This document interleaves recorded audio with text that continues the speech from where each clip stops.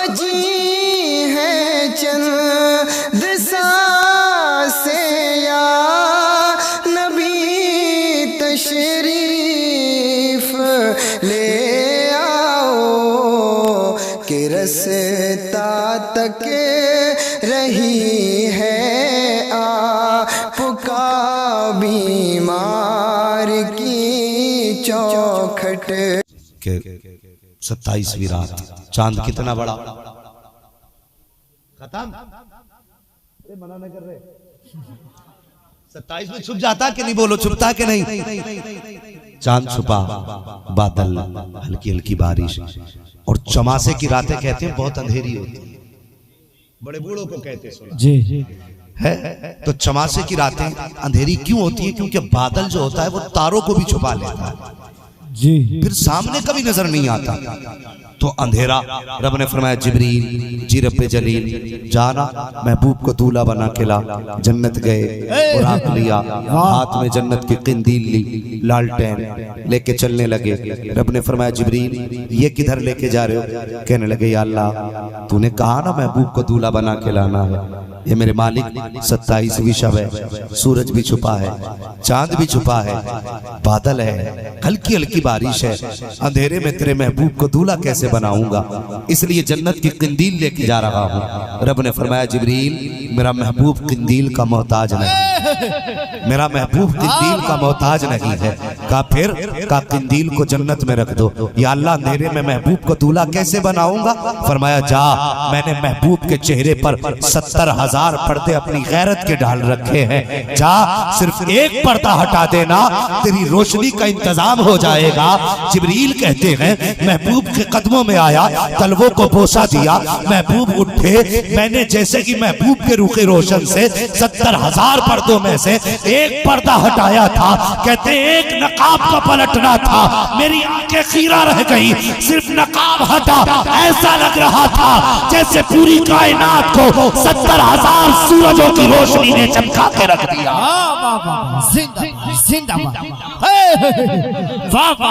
नारे तकबीर, नारे रिसालत, मसलके आला हज़रत, उलमाए अहले सुन्नत, मुफ्ती हम्माद रज़ा मुरादाबादी। वाह वाह वाह, क्या बात है, ये हुस्न मुस्तफा है। मैं कहता हूँ यार अगर किसी को हुस्न की वजह से दिल देना है तो फिर आमीना के लाल को दिल दो। कायनात में कोई उससे बड़ा हसीन देखा हो तो बताओ। अल्लाह अकबर, कौन सी मिसाल दोगे उनके हुस्न की? कहां से लाओगे मिसाल? हजरत सैयदा हलीमा सादिया रजी अल्लाह तआला अन्हा हुजूर को गोद में लेके आ गई। कबीले बनु साद की ये पहली रात है जब हुजूर आए और लिटा दिया घर में लाके। पूरे कबीले में खुशबू थी, बहारें थी, अजीब रौनक थी। हुजूर जो मेहमान बने, लेकिन जानते हो औरतें बातें कर रही थी। आज बातें करते करते नजर पड़ी उनकी, हजरत हलीमा का घर रोशन हो रहा था। कहने लगी आपस में, लगता है हलीमा आज कोई अमीर का बच्चा ले आई है, जिसके साथ साथ पैसे भी लेके आई है जी। आज इसके घर में चिराग में तेल पड़ गया, इसलिए उजाला हो रहा है। हाँ, एक दिन देखा, 2 दिन देखा, 3 दिन, फिर औरतें कहने लगी मगर एक बात समझ में नहीं आती, हम लोग भी पैसे वाले हैं लेकिन हम तो अपना आधी रात में चिराग बंद कर देते हैं, हलीमा का चिराग बंदी नहीं करती है जी। सुबह को कहने लगी हलीमा, कहा क्या कि कम से कम एक बात बता, कभी गरीबी इतनी थी कि तेरे घर में उजाला ही नहीं था, आज तेरे अंदर ये रंग इतने आ गए कि तेरे पूरी रात चिराग जलता। कहने लगी मैंने न कल चिराग जलाया था ना आज चिराग जलाया। वाह, मैंने ना आज चिराग जलाया ना कल का, ना हलीमा फिर उजाला कैसे? का मैं चिराग नहीं जलाती। औरतें कहने लगी अच्छा आ गई वापस। कहने लगी हलीमा को रंगे हाथों पकड़ेंगे, होती है ना फितरत। और तो कहती है, कहने लगी हलीमा को रंगे हाथों पकड़ेंगे। एक दिन रात में ना, एक रात में हुजूर लेटे पालने में, औरतें इकट्ठी हुई, कहा चलो आज हलीमा की चोरी पकड़ते हैं। आ गई, दरवाजे पे दस्तक दी। हजरत हलीमा सादिया समझी शायद हो सकता कोई कर्जे वाला आया हो, तो खुद उठी, दरवाजे पे आई, डरते डरते दरवाजा खोला, देखा तो 8-10 औरतें खड़ी। कैसे आई? कहने लगा आज तुम्हारी, औरतें कहने लगी तुम्हारी चोरी पकड़ ली। हजरत हलीमा कहने लगी मेरी चोरी? कहा हाँ। कहा क्या बात? कहा तुम कहती हो ना चिराग नहीं जलाती मैं। कहा फिर? कहा आज तो हमने तुम्हें रंगे हाथों पकड़ा, देखो तुम्हारे घर में चिराग जल रहा है, ये रोशनी। हजरत हलीमा कहती है जब उन्होंने इतनी बात कही ना फिर मैं चौड़ी हो गई, फिर मैं चौड़ी हो गई। अब तक तो डर था कि कोई दूध वाला होगा, कर्जे वाला होगा। कहती जब उन्होंने कहा चिराग जलाती हो, मैं चौड़ी हो गई। मैंने कहा ना ना आज भी चिराग नहीं है। कहा हलीमा तू सच बता। कहा चिराग नहीं है। कहा दिखा तो सही। कहने लगी सब मत आना, एक आओ किसे आना है। जो उनमें सबसे मुअम्मर थी वो आगे बढ़ी। कहा हलीमा घर में लेके चल। हजरत हलीमा सादिया ने हाथ पकड़ा, हवेली में लाई है। कहा देख चिराग कहाँ है। चारों तरफ निगाह डाली, कहीं चिराग नजर नहीं आया। कहा हलीमा बता तो सही ये दीवार कैसे रोशन है, ये रोशनी कहाँ की है। कहा तुम नहीं समझोगी। कहा बता तो सही। फिर हाथ पकड़ा, वहां लाई है जहां मेरा नबी पालने में लेटा हुआ है। और लाने के बाद चेहरे से कपड़ा हटाया। अल्लाह अकबर। हलीमा सादिया कहती है मैं कोई चिराग नहीं जलाती, कोई दिया नहीं है। वो कहा फिर रोशनी कैसी। कहा जब कपड़ा हटा तो मुझे पता चला ये रोशनी जमीन के चिराग की नहीं थी, बल्कि ये रोशनी जन्नत के चिराग के चेहरे से निकल गई। क्या बात। महकने दिल के गुंजे खिला दिए हैं, जिस राह चल दिए गए कूचे बसा दिए। वाह वाह वाह वाह। की बुनियाद पे प्यार करना। वाह वाह। फिर मेरे हुजूर से प्यार करो, फिर मेरे हुजूर से प्यार करो। और अगर दौलत की बुनियाद पे प्यार करना है तो फिर मेरे हुजूर से बड़ा अमीर भी नहीं। ये भी सुन लो। हाँ ये तो बहुत सुना होगा, हुजूर ने फाके किए, हुजूर ने कई कई दिन चूल्हा ना जला हुजूर के घर का। ये बात अपनी जगह, ये तब तालीम उम्मत के लिए था। लेकिन खुदा की कसम मालिक कौनैन है को पास कुछ रखते नहीं। दो जहां की नेमतें हैं उनके खाली हाथ में। सुभान अल्लाह। उनके खाली हाथ में। अल्लाह अकबर। तो अमीर भी इतने बड़े, हसीन भी इतने बड़े। रह गई बात पावर की, तो क्या बताऊं यार। जवानी की पावर छोड़, बचपन की पावर सुन। अल्लाह अकबर। यही हलीमा सादिया हुजूर को जब लेके आ रही थी तो रास्ते में प्यास की शिद्दत हुई। सोचा सवारी को पानी पिला लो। सवारी को पानी पिलाने का ख्याल आया, कुएं की तलाश में थी। रास्ते में कुआं नजर आया ना, तो सोचा लाओ यहीं पानी पी लेते। आप सवारी से उतरी, कुएं के किनारे कहीं देखा एक खातून रो रही। आपने फरमाया बात क्या है। उसने कहा खातून मेरी गोद में बच्चा था, मैं पानी लेने के लिए आई थी और अभी ना मैं बच्चे को यहाँ बैठा करके ना डोल से पानी खींचने लगी। कहा फिर? कहा मेरा बच्चा अचानक घुटनों के बल चलते चलते कुएं के अंदर गिर गया। जब इतना सुना ना हजरत हलीमा ने मुस्कुरा के कहने लगी आंसू पोंछ ले। औरत कहने लगी अजीब खातून है, मेरा बेटा कुएं में चला गया और तू कहती आंसू पोंछ ले। मुस्कुरा के कहने लगी परेशान क्यों होती है, तेरा बेटा भी तेरी गोद में आ जाए। अल्लाह, मैं पावर हुजूर की बता रहा हूँ। का परेशान क्यों होती है, अभी तेरा बच्चा तेरी गोद में आ जाएगा। उसने कहा निकालोगी कैसे? जब मेरा बच्चा कुएं में गया मेरे हाथ में डोल और रस्सी थी। जब बच्चा कुएं में गिरा मेरे हाथ से रस्सी भी छूट गई, डोल भी चली गई। मेरा बच्चा वो देखो कुएं के पानी में गोते खा रहा है। अल्लाह अकबर। इतना सुनना था। हजरत हलीमा सादिया की तरफ खातून ने देखा। कहा खातून बता तो सही मेरे बच्चे को कैसे निकालेगी? तेरे पास कुछ है जिससे मेरा बच्चा निकाला जा सके, या तू कौन है? कहा मैं तो कुछ भी नहीं हूँ, लेकिन जो गोद में है ये सब कुछ मेरी गोद में है। अल्लाह अकबर। उसके बाद आपने हुजूर का चेहरा यूं कुएं की तरफ किया और कुएं की तरफ हुजूर का चेहरा दिखाया। सिर्फ दिखाने की देर थी, पानी ने छलांग लगाई, उठता हुआ ऊपर आया, बच्चे को पानी ने फेंका। बच्चा माँ की गोद में था, पानी बराबर खड़ा हुआ, कहने लगा अस्सलातु वस्सलामु अलैका या रसूल अल्लाह, अस्सलातु वस्सलामु अलैका या नबी अल्लाह। जिसको बारे तो आलम की परवाह नहीं, ऐसे बाजू की कुव्वत पे लाखों सलाम। आज जिस्म उठा बनी कर दिया, मुझे बहरे सखावत पे लाखों सलाम। जिस तरफ उठ गई तब में तम आ गया, उस निगाहे की नायत पे लाखों सलाम। वाह वाह वाह। नारे तकबीर, नारे रिसालत, मसलके आला हज़रत, उलमाए अहले सुन्नत, फैज़ाने गौसे आज़म, सीरते मुस्तफ़ा, अज़मते मुस्तफ़ा, ताजदारे खत्म नबुव्वा, ताजदारे खत्म नबुव्वा, ताजदारे खत्म नबुव्वा। सुभान अल्लाह, सुभान अल्लाह। जिंदा। अल्लाहु अकबर। अगर पावर की बुनियाद पे प्यार करना है मेरे नबी से प्यार है। कितनी ताकत होगी।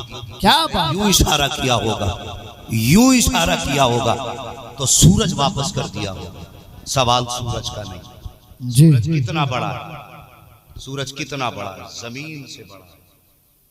समझ रहे हो, जमीन से बड़ा है सूरज। उसका अपना वजन देखें और फिर उस सूरज को पूछिए इन उलमा से 70,000 फरिश्ते खींच के लेके जाते हैं। कितने? 70,000। कितने? 70,000। नूर की उसके अंदर नकेले पड़ी हुई जंजीरें, उन जंजीरों के जरिए 70,000 फरिश्ते खींच के लेके जाते हैं। मुफस्सिरीन फरमाते हैं ड्यूटी तो ये थी ना कि फिर पूरब से पश्चिम लेके जाना था सूरज को, फरिश्ते खींच के लेके जा रहे थे। का वो अपने काम में मसरूफ थे, लेकिन जब हुजूर ने इशारा किया तो सिर्फ सूरज नहीं आया, बाज ने यहां तक लिखा कि ऐसा लग रहा था कि 70,000 फरिश्ते भी सूरज के साथ टंगे चले आ रहे थे। वाह, उंगली की पावर है, ये उंगली की पावर है। बताओ जिसकी उंगली में इतनी ताकत होगी उसके पंजे में कितनी ताकत होगी। मुझे बताओ तो सही। अगर ताकत की बुनियाद पे प्यार करना है तो फिर मेरे हुजूर से बड़ा कोई ताकतवर लाके दिखा, उनसे प्यार करो। और सुनो, इतना सब कुछ होते हुए भी, सब कुछ होते हुए भी फिर वो कितना करीब है। मेरा नबी कितना रहम दिल है। अल्लाह अकबर। बस बात खत्म करने लगा। कितने रहम दिल मेरे हुजूर। मस्जिद नबवी में बैठे, सहाबा की अंजुमन है, और एक छोटा सा बच्चा था, छोटा सा बच्चा, और बाप का इंतकाल हो चुका था। तो चचा ने गोद ले लिया था उसको, मतलब अपनी कफालत में ले लिया था। माँ ने दूसरी जगह निकाह कर लिया था, क्योंकि चचा ने उसको निकाल दिया था माँ को उसकी, तो उसने दूसरी जगह निकाह कर लिया था अपना जाकर के। और बच्चा जो था चचा के पास था, तो ये बकरियां चराने के लिए चचा ने ले दी। अल्लाह माफ़ फरमाए, माफ़ करना मुझे भी, मैं थोड़ी सी कड़वी बात बता दूं। आज इंतकाल हो जाता ना बाप का, तो चचा भतीजों के कंधे पर हाथ रख के कहता आज से मैं इनके बाप की तरह इनका ख्याल करूँगा। लेकिन वो मेहरबानियाँ ज़्यादा दिन नहीं रहती है। हाँ, महीने बाद फिर गैर हो जाता है सगा भतीजा भी, फिर यतीम अपने नहीं लगते।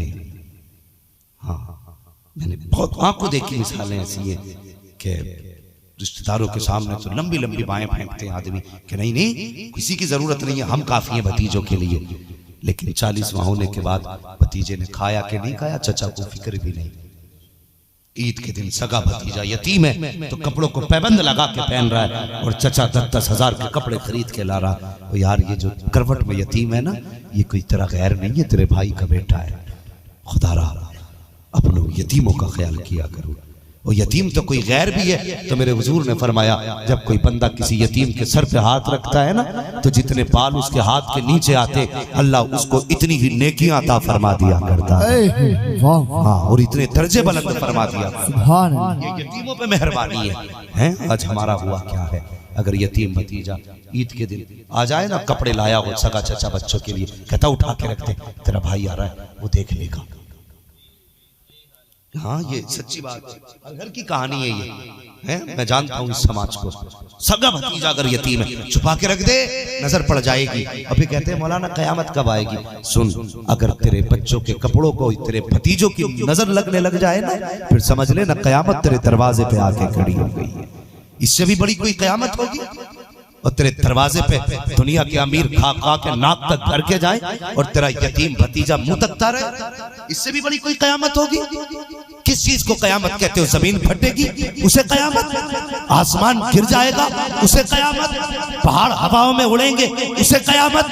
और यार सबसे बड़ी कयामत तो ये है कि जब तेरा बेटा नाक तक भर के खा के सोया हो और पड़ोस में तेरा यतीम भतीजा भूख की वजह से करवटें बदल रहा हो, तो समाज इससे बड़ी कयामत तेरे दरवाजे पे नहीं आ सकती। अगर खुदा ने तौफीक दी है तो अपने गैर यतीमों का भी ख्याल किया करो। और जब किसी यतीम को सोचो ना, तो अल्लाह का शुक्र अदा किया करो कि अल्लाह तेरा शुक्र है, तूने भी मेरे बच्चों के सर पे मेरा साया सलामत रखा है। ये भी तो हो सकता था इसकी तरह मेरे बच्चे भी किसी के दरवाजे की ठोकरें खा रहे होते जी। ये भी तो हो सकता था जैसे आज इसके बदन के कपड़े फटे, लोग मेरे बच्चों को धक्का देके हटाते, सर्दियों के मौसम में तुमने सामान बेचने वाले नहीं देखे? और कितनों के पैर में यार जूती भी नहीं होती है, लेकिन गलियों में आवाजें लगाते फिरते हैं कि मूंगफली ले और ये लो और वो लो। हमारा तो मन था मूंगफली खाने का, आवाज दी बच्चे इधर आ, 10 रुपए की ले मूंगफली दे, 20 रुपए की मूंगफली दे, या कोई भी सामान उससे खरीद लिया तुमने, लेकिन एक बार नजर डाल के पैरों की तरफ नहीं देखा। अल्लाह, तू 2 मूंगफली के लिए लड़ गया कि 2 दाने ज्यादा डाल दे, और तूने उसके पैरों की तरफ देखा। इतना तो सोच लेता, इस सर्दी में अगर मेरा बेटा लिहाफ में है तो कौन सी मजबूरी है जिसने इसको कोहरे में लाके गलियों में घूमने पे मजबूर किया है। अल्लाह, कभी ये भी तो सोच लिया करो, अगर नंगे पैर तक घर आता तेरे बेटे के पास तो कई कई जोड़ी जूते होंगे, एक जोड़ी जूते के लेके जाता, उस बच्चे से कहता यार मूंगफली बाद में खिलाना, पहले मेरी तरफ से ये जूते पहन ले। खुदा की कसम, अगर वो गरीब जूते पहनता, आंख में मोहब्बत के आंसू आ जाते, तू मर के कब्र में बाद में जाता, मदीने वाला तेरी शफाअत के लिए पहले आ जाता। वाह, क्यों नहीं करते हम इस चीज का ख्याल? बहुत अच्छा। हम नीचे देखना नहीं चाहते, हम नीचे नजर ही नहीं करना चाहते। नहीं नहीं, इनके तो काम ही ये है ना, अल्लाह से डर, उसकी लाठी में आवाज नहीं है। आज अगर तू उसको मजबूर देख के हंसेगा, कोई दिन दूर नहीं कि कल तेरे बच्चों को दुनिया देख के हंसे। इसलिए मेहरबानी करो, किसी यतीम को देखा करो, अल्लाह का शुक्र अदा किया करो, या अल्लाह तूने मेरे बच्चों के सर पे मेरे साए को सलामत रखा है। हाँ, वरना दौर बड़ा जालिम है ये दुनिया, ये दौर इतना जालिम है, इतना जालिम दौर है कि यहाँ तो यतीमों को भी रोटी बाद में दी जाती है, कम से कम पहले दुकान में सफाई कराई जाती है, गाड़ी पे पोछा लगवाया जाता है, तब यतीम को रोटी दी जाती है। कभी भूखा समझ के नहीं, उसको काम करा करके उससे जूतों पे नाक रखवा के तब उसे रोटी का टुकड़ा दिया जाता है। यह है हमारी सच्चाई। खुदा यतीमों पे रहम करो, जिनके बाप ना हो उनके सर पे हाथ रखो। किसी के देने से कमी नहीं आती, लेकिन समाज में बुरा मत मानना। मैं अक्सर कहता हूं, अगर किसी का ही पीर आ जाए नीचे से लेके ऊपर तक, लो हजरत ये भी ले जाओ, कुटिया की चाबी भी ले जाओ, अलमारी भी उठा के ले जाओ, कोई कमी है पीरों पे आज? जी, मुझे बताओ, कोई कमी है? कोई कमी नहीं पीरों पे, फिर भी भरमार पीरों पे है। क्या तुम्हें मोहल्ले के गरीब नजर नहीं आए? क्या तुम्हें गांव की बेवा नजर नहीं आई? जी, तुमने 50-50 हजार के नजराने पीरों के मजार पे चढ़ाए, और काश क्या ही अच्छा होता 50 ना दे करके तूने 30,000 किसी यतीम की झोली में डाल दिए होते, 20 किसी बेवा की चौखट पे डाल दिए होते, 10,000 किसी गरीब बेटी के गोद में डाल दिए होते। खुदा की कसम, अगर तेरे 50,000 से किसी बेवा की बेटी का घर आबाद हो जाता, किसी यतीम की छत बन जाती, तो मरने के बाद दुआ का मोहताज न रहता, तू कब्र में बाद में जाता, में बाद में आता, अल्लाह के फरिश्ते कहते आगे मेरा बंदा जिसने यतीम की छत बनाई थी, गरीब का घर बसाया था, उसने मेरे बंदे की दुनिया आबाद की थी, मैंने उसके लिए आज जन्नत में महल आबाद कर दिया। वाह वाह, बहुत अच्छा पैगाम, बहुत अच्छा पैगाम है। नहीं देते जरूरत की जगह, हक जाके देखो मज़ारों पे 600 चादरें चढ़ी पड़ी हैं। इन उलमा से पूछो ना, मैं बरेलवी हूं, वहां भी मत समझना, लेकिन कड़वी सच्चाई है जो गलत कर रहे हैं हम। एक चादर डालने की इजाजत है, दूसरी भी तब डाली जाए जब वो बोसीदा हो जाए। जी, जब एक की इजाजत है तो 70 का हिसाब कहां से दोगे? अल्लाह, बताइए मुझे। हमने मजारों मुजाबिरों के कमरे देखे चादरों से भरे हुए, क्या हो रहा उन कपड़ों का? कोई फायदा? एक चादर मजार पे जरूरत थी। आज एक पीर साहब से मुलाकात हुई, करोड़ों के मालिक के पीर साहब, लेकिन लॉकडाउन में किसी गरीब के काम नहीं आए। अल्लाह, मुझे बताइए ना, मुझे सच्ची बात बताओ, जो पीर तुमसे 6-6 महीने तक पैसे लेके जाते रहे, लॉकडाउन में किसी पीर का फोन आया गांव में कोई भूखा तो नहीं है? नाम मत बताना, मैं नहीं पूछूंगा कौन किस पीर से ताल्लुक रखता, नहीं, कोई नहीं पूछेगा हमसे।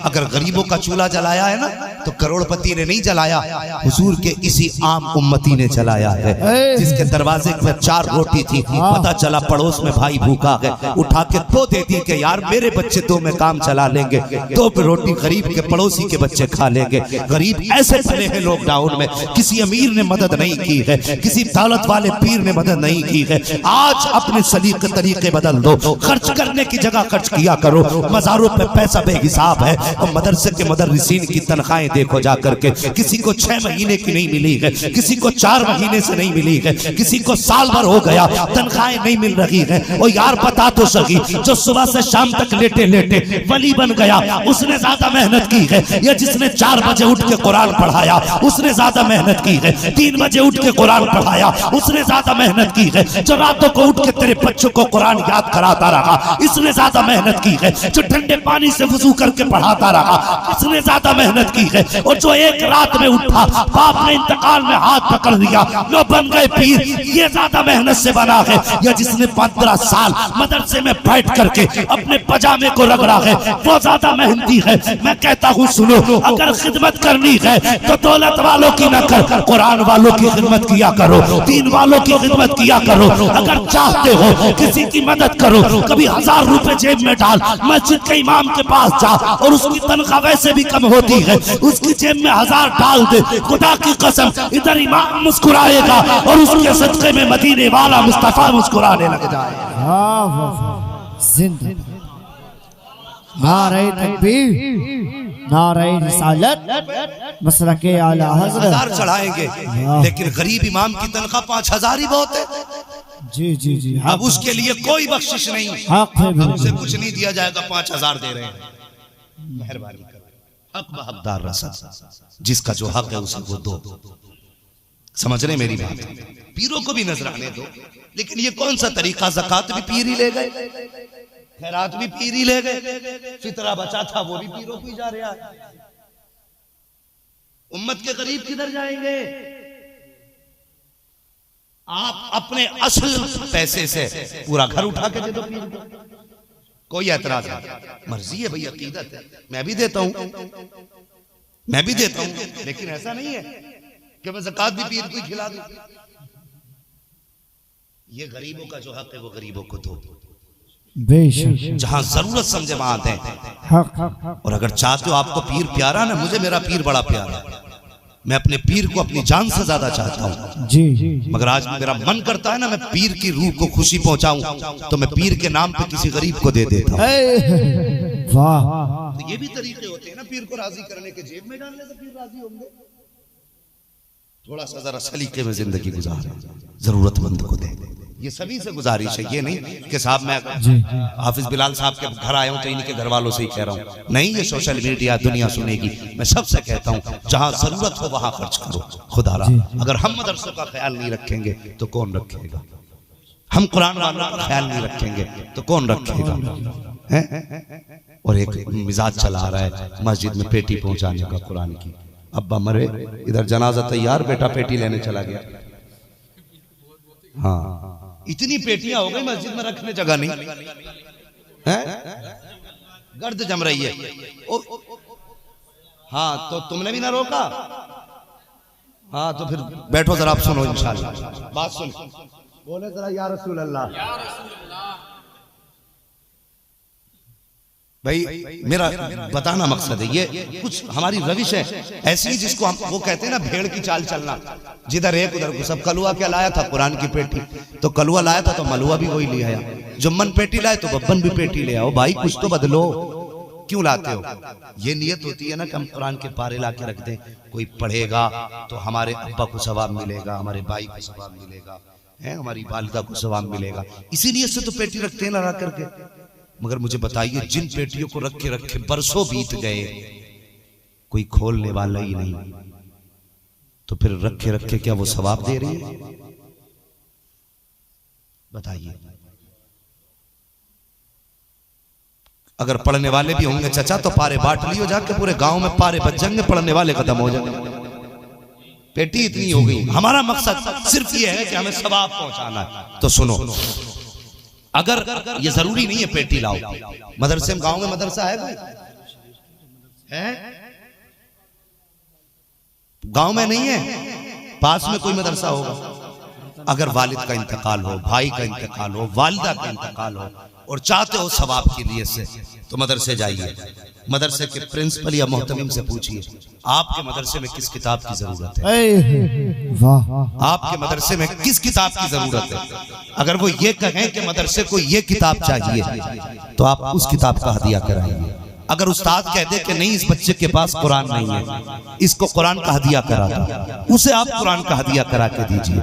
अगर ये कहे मदरसे में किताबें भी हैं, कुरान भी बच्चों के पास है, तो फिर पूछो कि बताओ इनमें कोई पढ़ने वाला गरीब बच्चा है कि नहीं, फिर उस पर निगाह डालो। अगर किसी का लिबास पोसीदा है तो भाई के इसाले सवाब के लिए उसे गर्म कपड़े खरीदवा दो। अगर बिस्तर पुराना है तो बाप के इसाले सवाब के लिए उसे एक लिहाफ बिस्तर नया दिला दो। अगर गर्मी का मौसम है, देख रहे हो कुरान पढ़ने वाले गर्मी में बैठ के पढ़ रहे हैं, तो बाप के इसाले सवाब के लिए वहां पे एक पंखे का इंतजाम कर दो। अगर तुम्हें लगता है कि ये कुरान के पढ़ने वाले सादा पानी पी रहे हैं, अगर चाहते हो कि माँ बाप को तुम्हारे उसका सवाब मिले, तो उन बच्चों के लिए फ्रिज का इंतजाम कर दो, फिल्टर मशीन लगवा दो, ताकि तब वहां पर पानी का इंतजाम हो, पंखे का इंतजाम हो, बिस्तर का इंतजाम हो। दावे के साथ कह रहा हूँ साहिब, कोई गारंटी नहीं तेरे मरने के बाद कोई हाथ उठाएगा कि नहीं उठाएगा। अगर मेरी बात पे यकीन ना हो तो गांव के कब्रिस्तान जाके देख लेना, कितनी कब्रें तो ऐसी हैं जो बैठ गई, आज कोई मिट्टी डालने वाला नहीं है,